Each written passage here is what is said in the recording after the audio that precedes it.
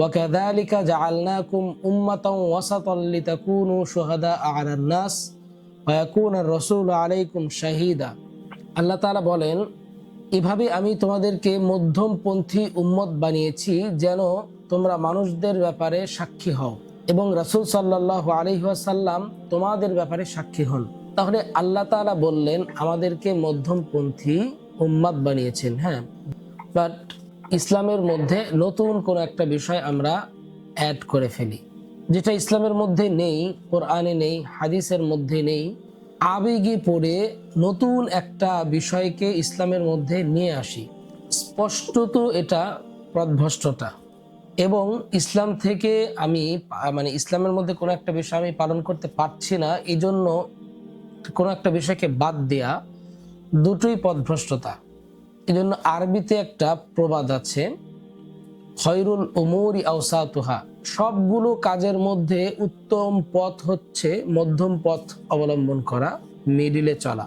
এজন্য আমাদেরকে বেশি হার্ড করা যাবে না এবং অ্যাভয়েডও করা যাবে না।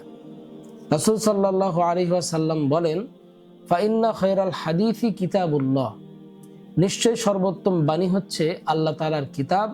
ওয়া খায়রাল হাদি হাদিয়ু মুহাম্মাদিন সাল্লাল্লাহু আলাইহি ওয়াসাল্লাম, আর সবচাইতে উত্তম পথ হচ্ছে মুহাম্মদ সাল্লাল্লাহু আলাইহি ওয়াসাল্লামের পথ। ওয়া শাররাল উমুরি মুহদাসাতুহা, আর সবচাইতে নিকৃষ্ট খারাপ বিষয় হচ্ছে নতুন কোনো বিষয় সংযোজন করা ইসলামের মধ্যে। আর এই জিনিসটাকেই বলা হয় বিদআত। নতুন কোনো একটা বিষয় ইসলামের মধ্যে অ্যাড করা, নিয়ে আসা, এটাকে বলা হয় কি? বিদআত। ওয়া কুল্লা বিদআতিন দালালা, আর প্রত্যেক বিদআতই হচ্ছে পথভ্রষ্টতা।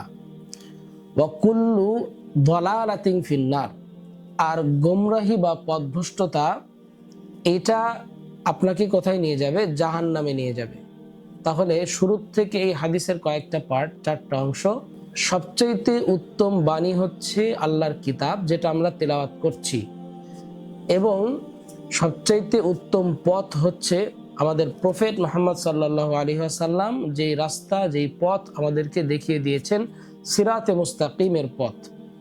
এবং সবচাইতে খারাপ পথ হচ্ছে, সবচাইতে খারাপ বিষয় হচ্ছে ইসলামের মধ্যে নতুন কোনো একটা বিষয় অ্যাড করা, যেটা ইসলামের মধ্যে ছিল না। আর এটাকেই বলা হয় বিদআত। আর যে বিদআতের মধ্যে লিপ্ত থাকবে, বিদআতি কর্মকাণ্ডের মধ্যে লিপ্ত থাকবে, তাকে বলা হবে পথভ্রষ্ট। আর এই পথভ্রষ্ট ব্যক্তি, তার ঠিকানা কোথায়? জাহান্নামে। তাহলে আমরা কোরআনের আয়াত, হাদিস এবং প্রবাদ বাক্য, এই সবগুলো মিলিয়ে আমরা বুঝতে পারলাম যে ইসলামের মধ্যে নতুন কোনো বিষয় অ্যাড করা যাবে না, নাম্বার 1। নাম্বার 2, ইসলামের মধ্যে কোনো একটা বিষয় আমি পালন করতে পারছি না, আমার জন্য কষ্ট হয়ে যাচ্ছে, এই জন্য আমি বাদ দিব, এটাও কিন্তু করা যাবে না। সূরাতুল বাকারা 85 নম্বর আয়াতের মধ্যে আল্লাহ তাআলা বলেন, আফাতুমিনুনা বিবাদিল কিতাবি ওয়া তাকফুরুনা বিবাদ, তোমরা কি কিতাবের কিছু অংশ বিশ্বাস করো আর কিছু অংশ অস্বীকার করো? এই যে আমরা যে অনেক সময় যে বিষয়গুলো আমাদের মানতে একটু কঠিন হয়ে যাচ্ছে, অথচ ইসলাম সহজ, বাট আমাদের মানতে কঠিন হয়ে যাচ্ছে, এই জন্য আমরা অ্যাভয়েড করি, বাদ দিয়ে দিই। এই ব্যাপারে আল্লাহ তাআলা বলছেন যে তোমরা কোরআনের কিছু অংশ অবিশ্বাস করো বা বাদ দাও, আর কিছু অংশ মেনে নাও। এটা কে করেছে? আমরা আগের যুগে যেই কিতাবগুলো ছিল, আসমানি কিতাব, তাওরাত, জাবুর, ইনজিল, এই কিতাবগুলো, আসমানি এই কিতাবগুলো তাদের স্বকীয় অবস্থানে কিন্তু নেই। আল্লাহ যেভাবে নাজিল করেছিলেন এরকম অবস্থায় কিন্তু বাকি নেই।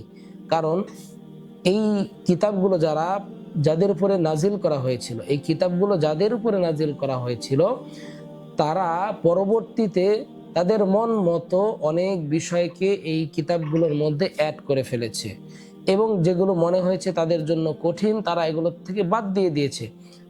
এটা করতে গিয়ে তাদের কিতাবটা আর আল্লাহ তাআলা যেভাবে নাজিল করেছে ওইটা আর নেই। অনেক বিষয় তারা নিজেরা ঢুকিয়ে ফেলেছে, অনেক বিষয়কে তারা বাদ দিয়ে ফেলেছে। কিন্তু কোরআনের মধ্যে এটা করা সম্ভব নয়, পসিবল নয়, একেবারে 0% পসিবিলিটি আছে। কারণ আল্লাহ তাআলা নিজেই কোরআনকে হেফাজত করার দায়িত্ব নিয়েছেন, সংরক্ষণ করার দায়িত্ব নিয়েছেন। কিন্তু আমরা নিজেরা যদি বাদ দিয়ে দেই কোনো আমল, তাহলে আমরা নিজেরা ক্ষতিগ্রস্ত হব। আর কোনো বিষয় যদি আমরা নতুন অ্যাড করে ফেলি, আমরা নিজেরা ক্ষতিগ্রস্ত হব। সো এই কাজগুলো থেকে আমাদেরকে বিরত থাকতে হবে।